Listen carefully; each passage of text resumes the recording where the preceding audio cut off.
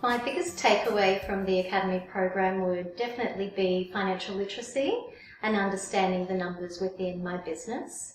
At the start of the program, I had no visibility of any of the numbers in the business. We had an external bookkeeper that was doing all of our figures and numbers, and I really only saw printouts of reports when I asked for them.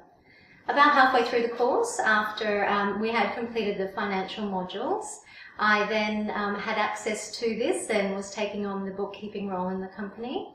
And this gave me great visibility into our figures and into the reports that we were able to produce and that we had spoken about in the financial modules. So doing this gave me a really good background and understanding of what I was looking at.